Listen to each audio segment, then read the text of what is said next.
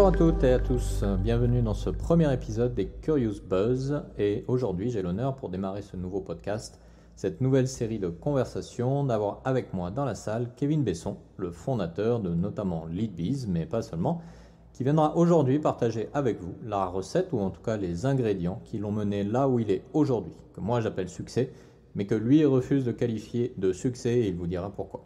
Et tout simplement partager avec vous son parcours, son cheminement, et puis surtout ce qu'il pense de demain, du futur. On est dans un monde changé, il est intéressant de savoir ce que les créateurs, les entrepreneurs, les gens qui ont le courage de prendre des initiatives pensent de demain. Kevin, bonjour. Yorana Philippe.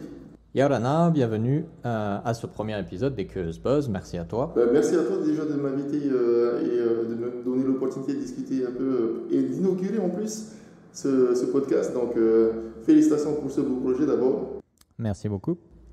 Alors première question, très simple, comment ça va ?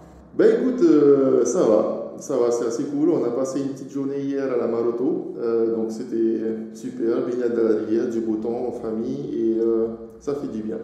Ok, alors Kevin, est-ce que pour les gens qui ne te connaîtraient pas encore, tu peux rapidement nous présenter ton parcours ? Alors, mon parcours, donc j'ai fait bac à Gauguin, au lycée Paul Gauguin. J'ai eu un BTS à l'année, donc en tant qu'administrateur système et réseau en informatique, que j'ai poursuivi à l'université en licence, en parallèle de mon travail en tant que technicien à l'université.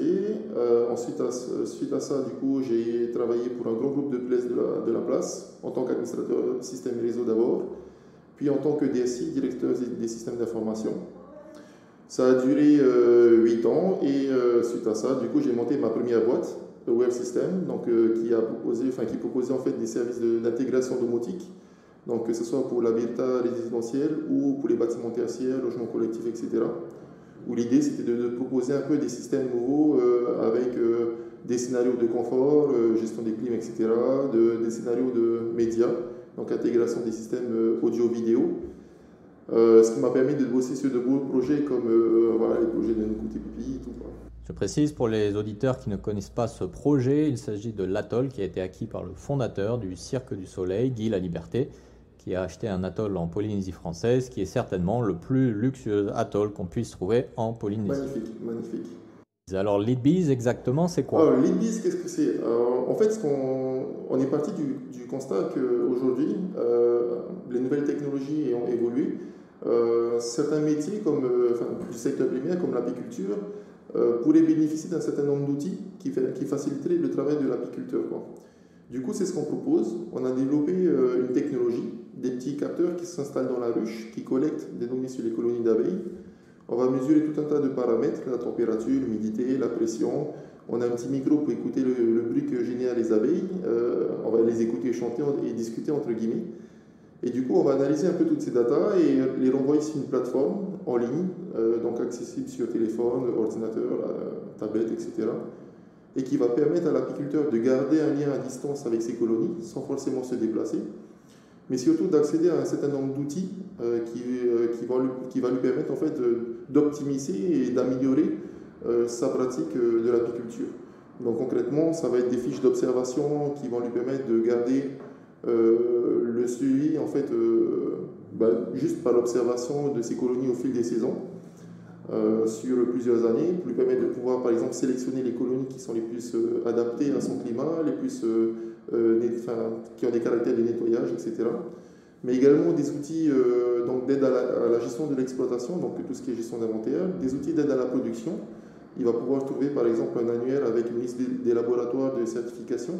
Donc il va pouvoir faire tester son miel, etc. Il va pouvoir avoir toute la partie traçabilité de ses produits. Et on va l'aider également sur les phases de commercialisation avec la possibilité de renseigner ses sites de vente, ses points de vente, les différents types de produits qu'il fait, etc.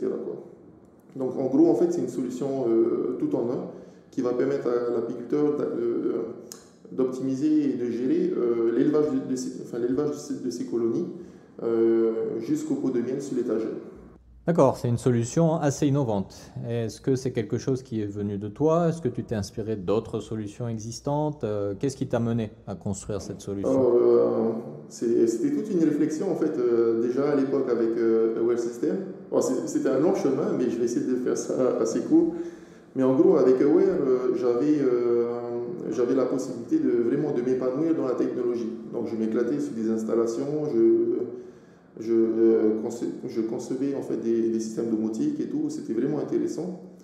Mais j'ai grandi dans un farabou, j'ai grandi dans un potager avec ma famille où on était une petite famille d'agriculteurs et tout, et il me manquait justement ce lien avec la nature. Et du coup, parallèlement et personnellement, j'ai testé pas mal de choses, notamment en permaculture, j'ai mon potager, j'ai mon verger, et je vais dire que personnellement, la suite logique, c'était les abeilles.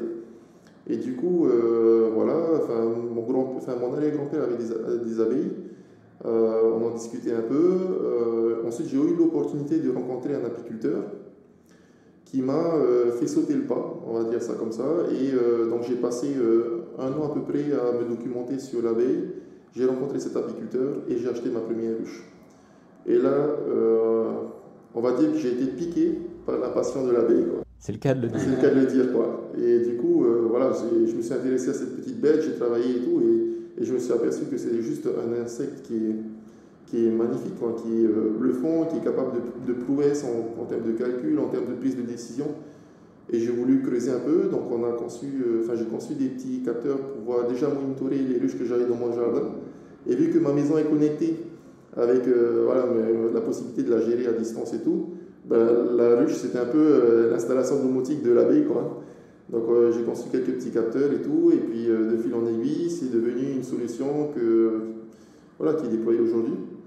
Donc c'est d'abord parti d'une volonté d'essayer de comprendre un peu ce qui se passait dans la ruche, et dans un contexte de changement climatique, dans un contexte de réduction de la faune et de la flore, etc. Donc c'était un moyen en plus, je trouvais, de pouvoir comprendre un peu tout ça. Et l'abeille nous donne la possibilité de monitorer à travers la surveillance de la colonie l'impact du changement climatique sur la faune et sur la flore.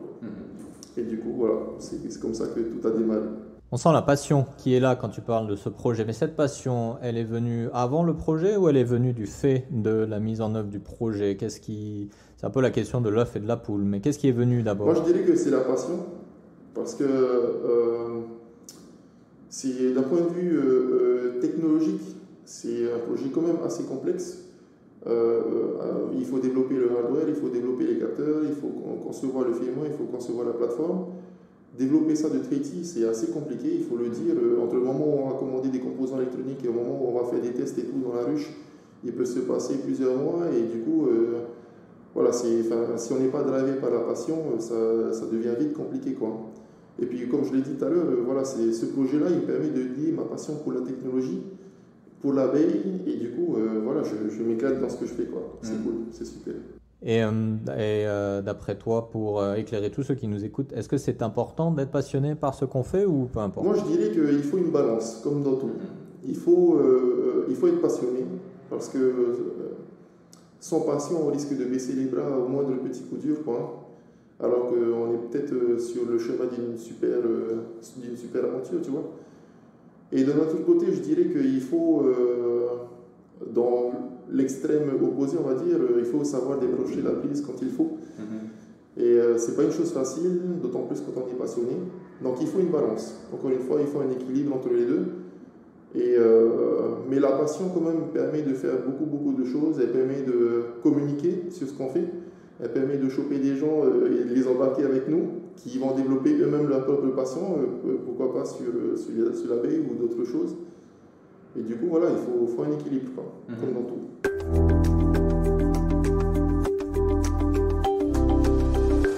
Je fais une petite pause pour vous parler de Leadbees. Leadbees accompagne les apiculteurs dans la gestion de leurs ruchers. Grâce à un capteur installé dans la ruche, l'apiculteur peut surveiller à distance ses abeilles, état de santé de la colonie, suivi de la production de miel et alerte en cas de problème. Alors, si vous êtes intéressé par les services de Leadbees, n'hésitez pas à les contacter par email à l'adresse suivante: contact@leadbees.io. Maruru.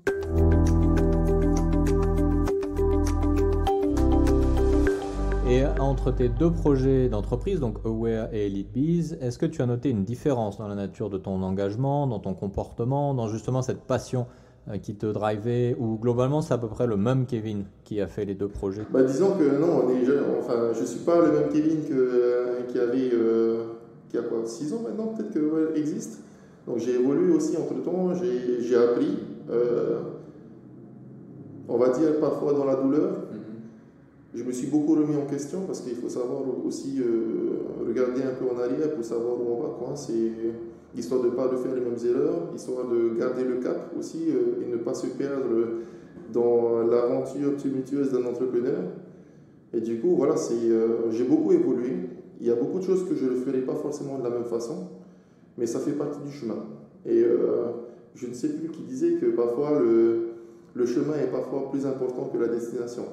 Et pour le coup, ces trois dernières années avec l'Église ont été parfois assez difficiles, mais j'ai toujours gardé ça en tête et je ne regrette, je regrette pas aujourd'hui de m'être lancé dans cette aventure, quoi. D'accord. Alors justement, ça amène parfaitement à la prochaine question. Dans ton parcours entrepreneurial, qui est quand même riche, déjà 2 entreprises de créer, de nombreux prix remportés, une incubation à Station F, qui est l'un des plus grands incubateurs européens, si ce n'est plus grand, il me semble. Ça fait quand même un beau parcours. Donc dans ce parcours-là, quelle est, la meilleure leçon que tu as apprise, et 2, quelle est la pire leçon? Oula, dure question, parce qu'il y a énormément de choses du coup qui me viennent en tête. La meilleure leçon. Écoute, la meilleure leçon, je pense que c'est d'avoir eu le courage de me lancer, quoi. Ça n'a pas été chose facile, parce que d'une part, j'avais Aware qui tournait déjà. En fait, on avait eu de super chantiers, on avait eu quand même 3-4 ans d'existence, il me semble. Donc 3-4 ans à se bâtir une image, à se bâtir une relation de confiance avec nos clients, etc.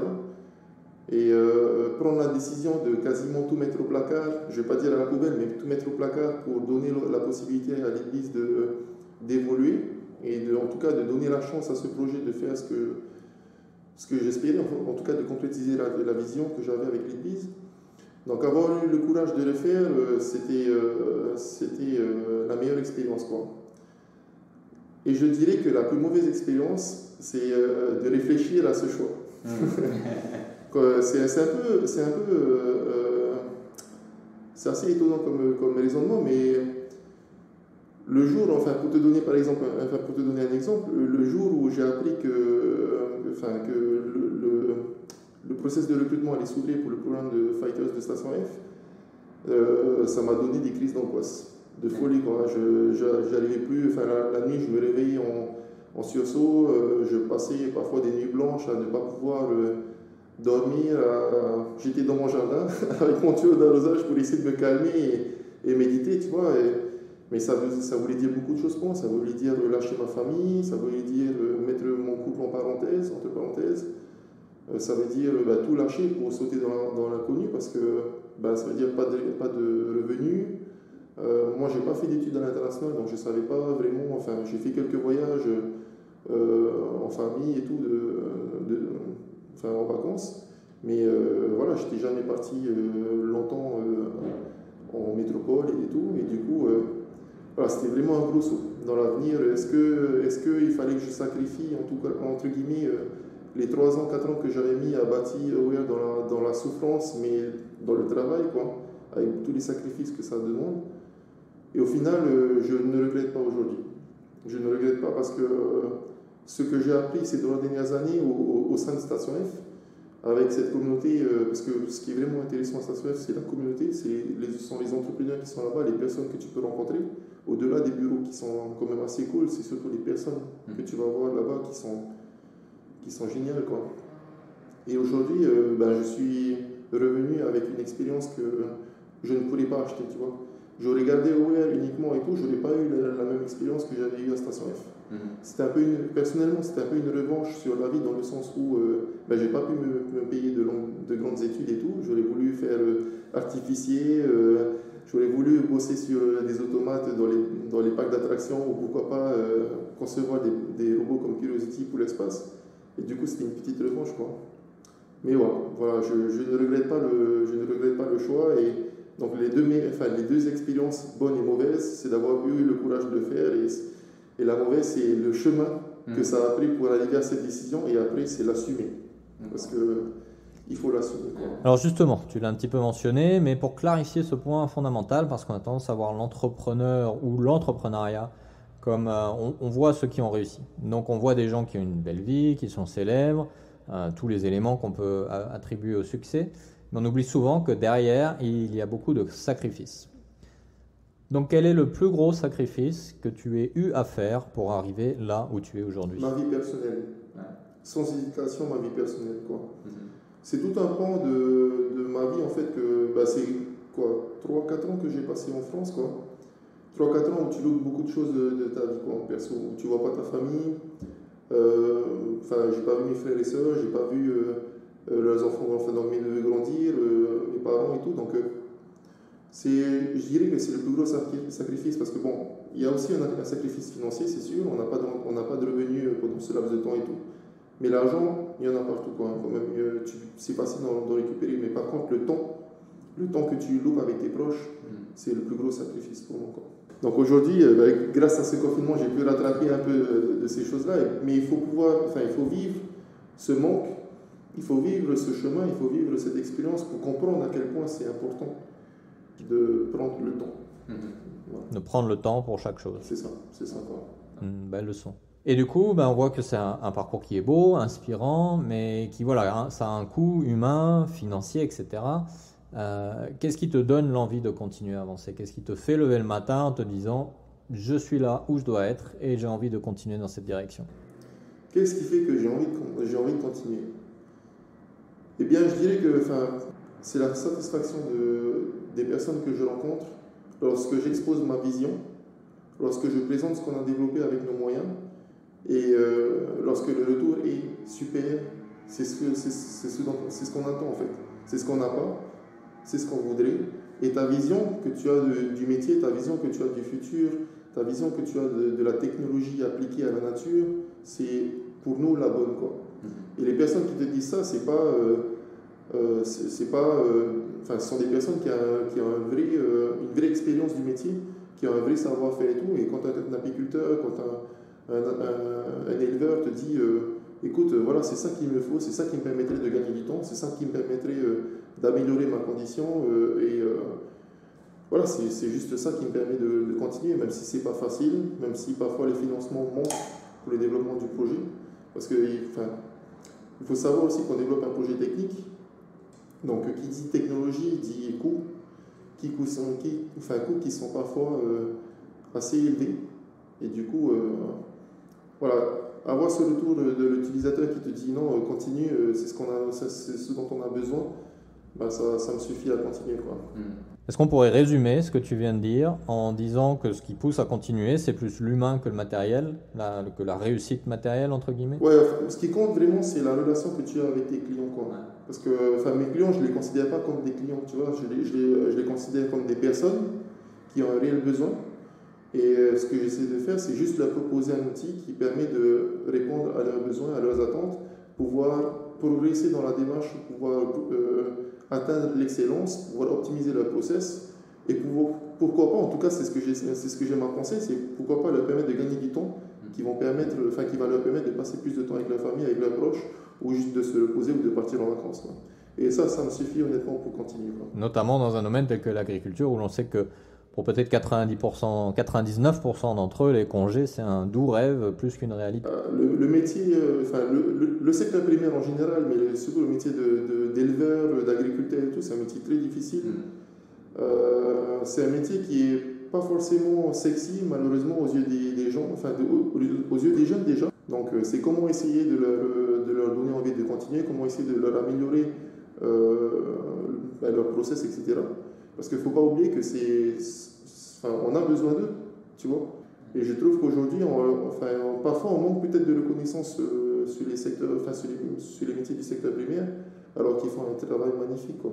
Alors, si malgré tout, en regardant en arrière, dans le rétroviseur, si je te disais aujourd'hui, j'ai une baguette magique qui te permet de changer une chose que tu as faite pendant ton parcours d'entrepreneur, et voilà, rétrospectivement, tu te dis, j'aurais peut-être pas dû faire ça.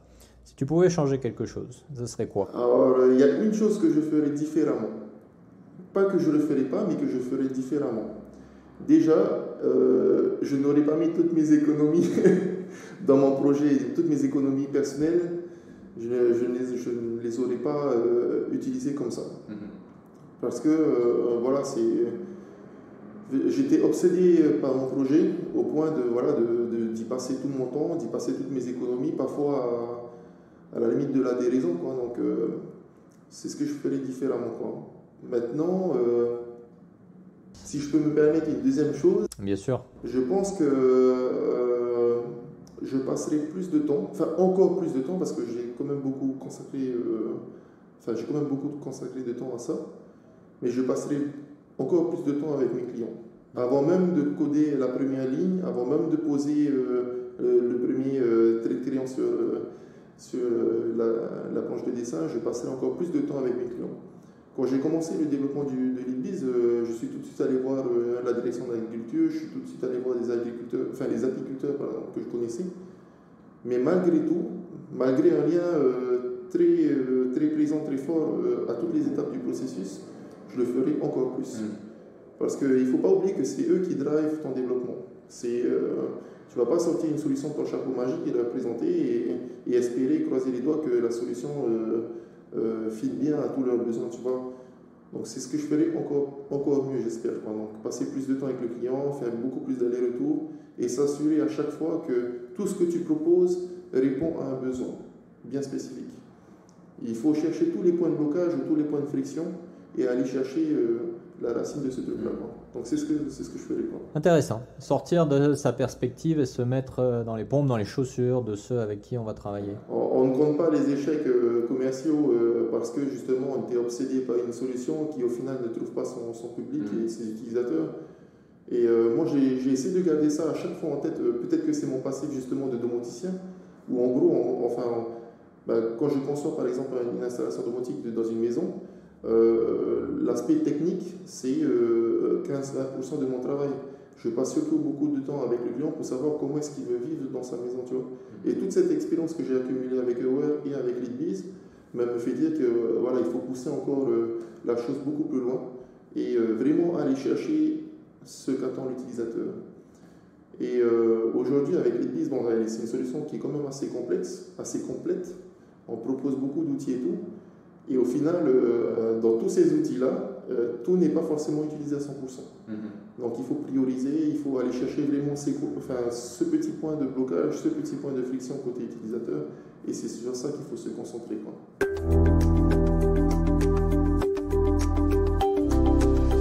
Je refais une pause pour vous parler à nouveau de Leadbiz. Vous êtes une société, une administration ou un particulier et vous souhaitez participer à la préservation de la biodiversité polynésienne ? Dans ce cas, rejoignez le programme de parrainage de ruches de Leadbiz dès aujourd'hui. Pour plus de détails sur ce programme innovant, contactez Leadbiz par email à contact@leadbiz.io. Maruru.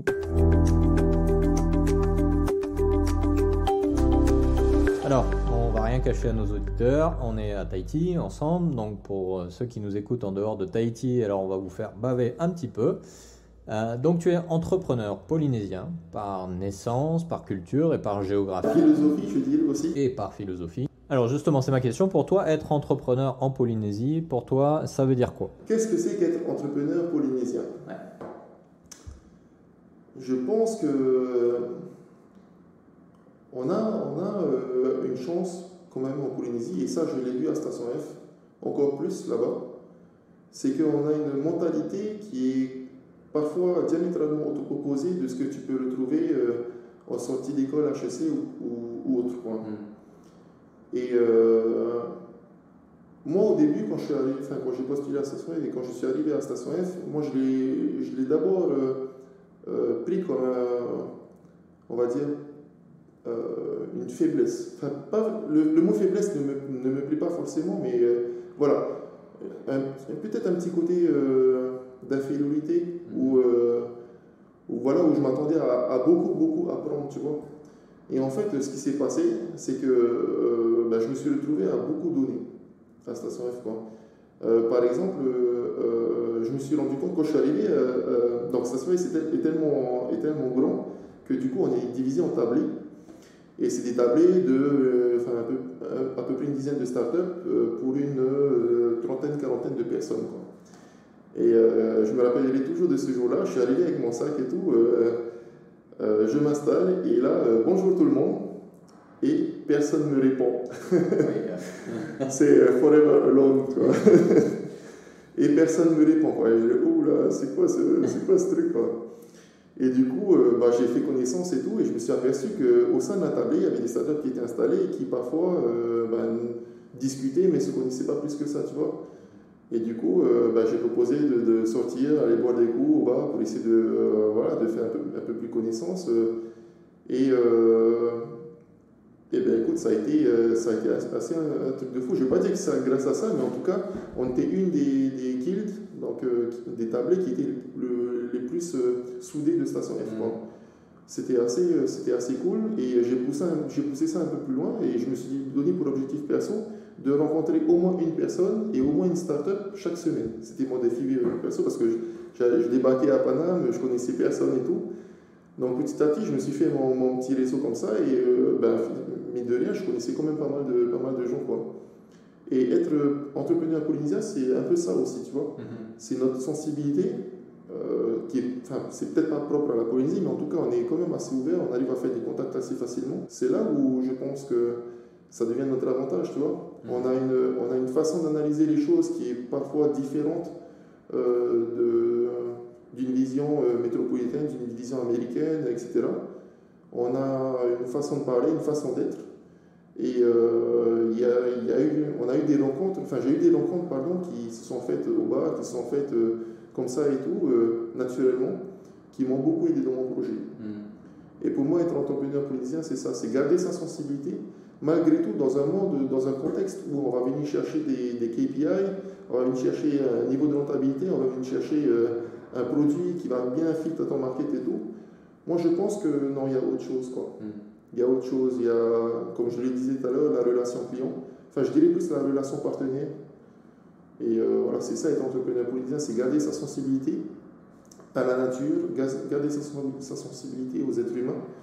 Et c'est ce qui fait notre différence. Et il ne faut pas prendre ça comme une faiblesse, il faut prendre ça comme un atout. Et ça, on ne l'invente pas, quoi. Faut avoir grandi dedans. Ouais, il faut avoir grandi dedans, mais ça s'acquiert.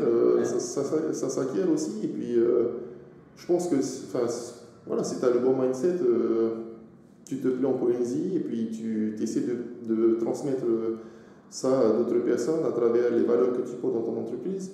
Et quand je vois un peu ce qui se passe avec des boîtes qui se créent, des boîtes qui se sont créées depuis longtemps et qui évoluent dans ce domaine-là, je sais pas si je peux la citer, mais par exemple une boîte de location de voiture ici qui met ses employés en avant, etc., qui essaye de participer à la vie startup, même si c'est pas du tout son milieu, tu vois.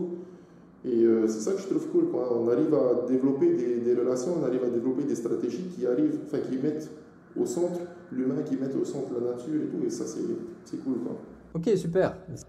Alors, elephant in the room, comme disent nos amis américains, on est donc dans un monde post-pandémie. On sort à peine ici de presque 2 mois de confinement, plus ou moins. Du coup, le monde change, le monde a changé et le monde va continuer à changer. Du coup, l'avenir pour toi à court et à long terme, tu le vois comment? Eh bien, je te dirais que encore plus aujourd'hui, on a vu à quel point on était dépendant du monde entier. On a vu à quel point on était fragile quand même. Donc, heureusement, nos systèmes de santé n'ont pas été débordés, même s'ils ont été beaucoup sollicités. Moi, je pense que cet épisode a mis en lumière quand même un objectif qu'on a peut-être perdu, alors qu'on l'avait, encore plus en Polynésie, c'est l'objectif d'autonomie. Je parle d'indépendance énergétique, je parle d'indépendance alimentaire, d'autonomie alimentaire, etc. On a quand même la chance de vivre dans un environnement qui est magnifique. On a des îles hautes, des îles coralliennes, on a des océans avec une des plus grandes ZEE. On a la chance d'avoir un environnement qui est quand même très généreux, et pourtant. Et je ne peux pas m'empêcher de penser à quel point, à quel moment on a perdu ça, tu vois. On a toutes les capacités pour demain devenir autonome en énergie, pour devenir demain autonome en alimentation. Et on a un site d'expérimentation cellulaire qui est parfait. Tu vois. Et je ne comprends pas aujourd'hui pourquoi on dépend encore des énergies fossiles alors qu'on a les technologies pour pouvoir le faire. Les technologies ne sont peut-être pas parfaites, mais aujourd'hui on parle de smart grid, donc la possibilité en fait de se partager de l'énergie, d'avoir des productions indépendantes, chacun avec ses panneaux solaires chez soi, et d'avoir des microsystèmes. On parle par exemple d'un quartier qui soit connecté en smart grid, avec voilà, moi je produis plus, je ne consomme pas toute ma production, je peux te revendre une partie, ou en tout cas te créditer une partie que tu vas pouvoir me rendre plus tard quand j'en aurai besoin, etc. Et je ne comprends pas par exemple pourquoi on ne met pas ce genre d'installation en plus. Et cette pandémie, ce confinement a encore plus mis en lumière cette chose-là, quoi. Donc j'espère, un peu candidement, mais j'espère qu'on prendra les enseignements de tout ça, et j'espère qu'on saura remettre en perspective les priorités pour notre population et pour notre futur, quoi. Parce que aujourd'hui, nous, on l'a vécu, mais les enfants, les petits-enfants, etc., qu'est-ce qu'on va leur laisser, quoi. Est-ce qu'on va leur laisser une dépendance au pétrole? Est-ce qu'on va leur laisser une dépendance aux importations, tu vois? Donc, voilà. Désolé, question assez complexe, donc réponse assez complexe. Alors, en quelques mots, du coup, pour le futur du monde, optimiste ou pessimiste? Pessimiste ou optimiste?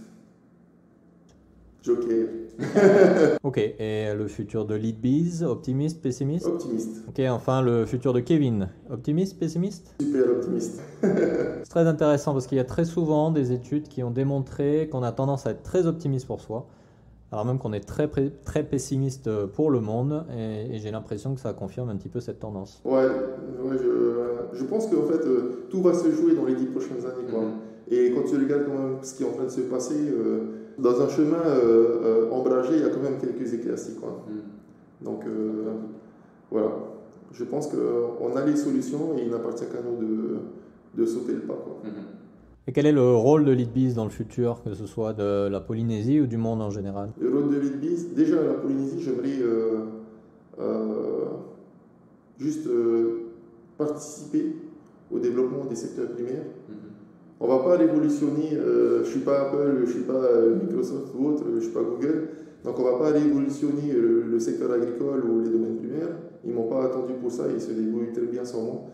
Par contre, ce qu'on va essayer de faire, c'est de leur apporter une nouvelle vision avec des outils qui peuvent peut-être leur permettre d'avoir une meilleure vie, de dégager de meilleurs revenus, et voilà, quoi. Essayer de faciliter un peu tout ça. D'accord, merci. Alors, je reviens un peu sur Terre et plus focalisé sur toi. Ta journée type, elle ressemble à quoi? Car j'imagine qu'elle est bien occupée. Alors, à quoi ça ressemble? Est-ce que tu as une routine à laquelle tu te tiens de façon habituelle?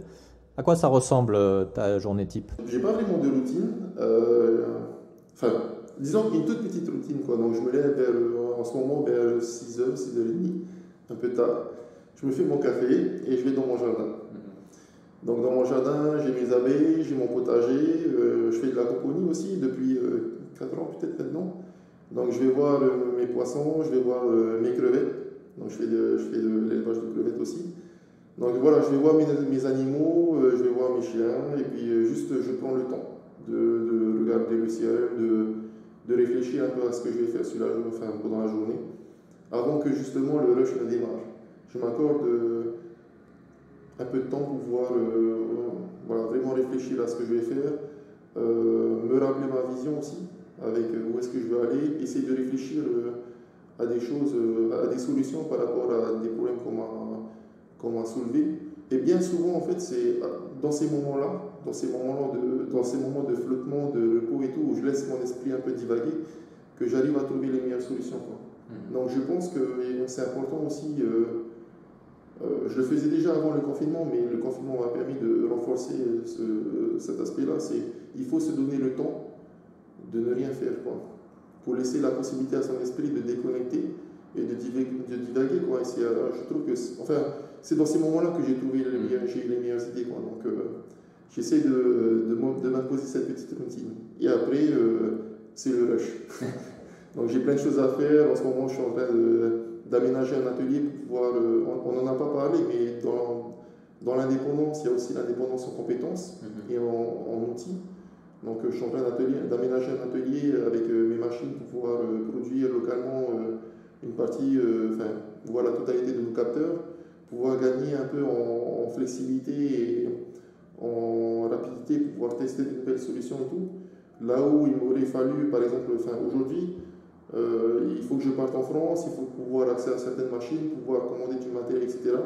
Et du coup, en ce moment, j'essaie de monter un atelier pour pouvoir développer des prototypes localement, pouvoir assurer une partie de la production ici, plutôt que de dépendre d'industriels en Chine, en France, en Europe, etc. Donc, c'est ce qui m'occupe aujourd'hui. Et puis, évidemment, j'ai des clients à gérer et tout, qui reprend un peu du poil de la bête parce qu'il faut financer tout ça. Du coup, il faut relancer cette partie-là. Et puis voilà, j'ai pas vraiment de journée type, j'ai plus cette petite séquence de flottement où je prends le temps. D'accord. Je prends le temps de regarder mes abeilles voler, je prends le temps de regarder mes salades pousser, de voir mes crevettes et tout, et ça me fait un bien fou. Ok, super. Donc juste pour insister sur un point qui a attiré mon attention, tous les jours, tu te rappelles à toi-même ta vision et le pourquoi de ce que tu fais. Sans vision, on ne va nulle part, on se perd, on risque de se perdre sur le chemin. Et voilà, il faut regarder en arrière pour savoir où tu vas, quoi.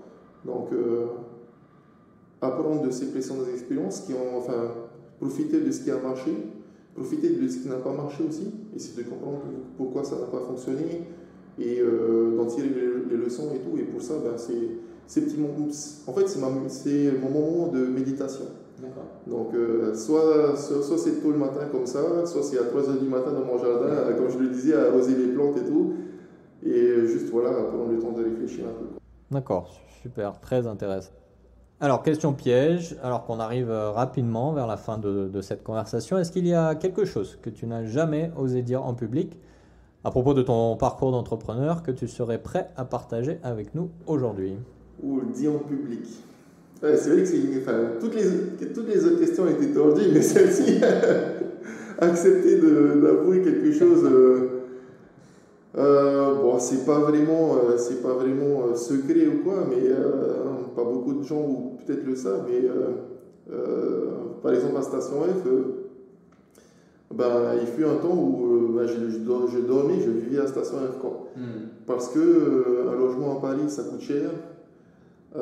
Parce que pour un Polynésien, il faut le dire aussi, c'est pas forcément évident de trouver un logement à Paris, en coloc, ou de prendre un appartement.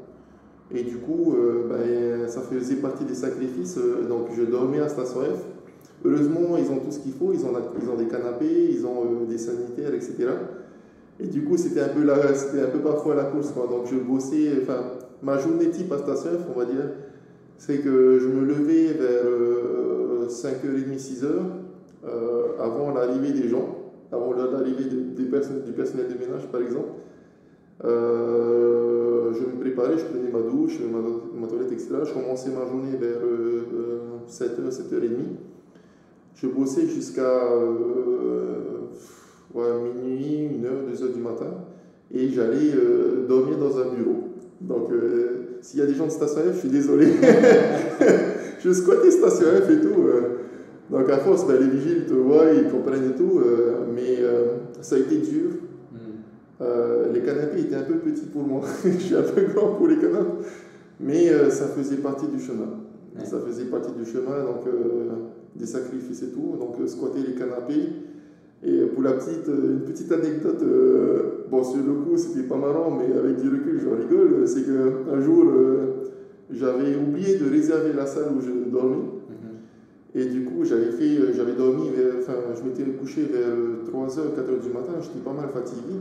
Et à 5h30, une équipe de télé a débarqué dans la salle avec une start-up pour faire le tournage, un tournage. Et du coup, ils sont arrivés tôt, vers les 6h, je crois. Et du coup, je suis sorti la tête, les cheveux en bataille et tout. Sur le coup, j'ai eu honte, quoi. J'avoue que j'ai eu carrément honte parce que du coup, il y avait du monde, il y avait une dizaine de personnes qui m'attendaient à la sortie, qui me regardaient les yeux émaillés.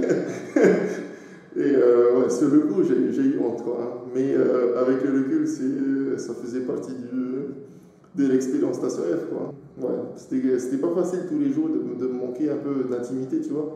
Mais avec le recul, c'était quand même de bons moments, quoi. Merci vraiment d'avoir le courage de partager ça. C'est pas forcément des choses faciles à échanger, mais je pense que l'objectif de ce podcast, c'est justement de permettre aux gens d'apprendre de l'expérience de gens comme toi. Et c'est le genre d'histoire dont il faut avoir la connaissance. Parce que quand on envisage de se lancer en tant qu'entrepreneur, il faut pouvoir se dire, voilà ce qui peut arriver, mais qui derrière est aussi, comme tu l'as dit, un élément qui amène vers le succès, vers la suite des aventures. Ok, écoute, la dernière question va être beaucoup plus simple. Juste si tu as une dernière idée, une dernière pensée, une dernière chose que tu aimerais partager avec les gens qui écouteront ce podcast, si tu avais quelque chose à leur dire par rapport à toi, par rapport à... Je pense que je dirais la même chose que je dis à chaque fois. Si vous pensez vous lancer, si vous pensez avoir une idée pour régler un problème, si vous savez au plus profond de vous que vous voulez vous donner la chance d'entreprendre, faites-le. Le temps passe vite, très très vite. Et il faut pas se dire que tout a été déjà inventé, etc. C'est faux. Si vous savez que vous avez une solution à apporter et tout, lancez-vous. Maintenant, je voudrais aussi tempérer un peu ça. Encore une fois, une question d'équilibre. Ne vous lancez pas parce que être entrepreneur, c'est cool. Ne vous lancez pas parce que dire qu'on a une start-up, c'est cool, quoi. Sinon, vous allez vous planter.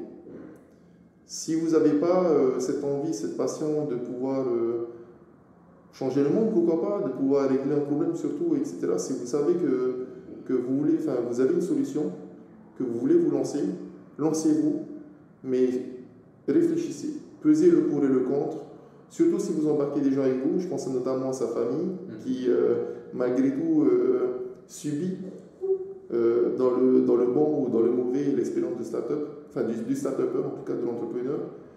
Donc si vous pensez que vous avez une solution qui va régler un souci, lancez-vous, mais prenez le temps d'y réfléchir, quoi.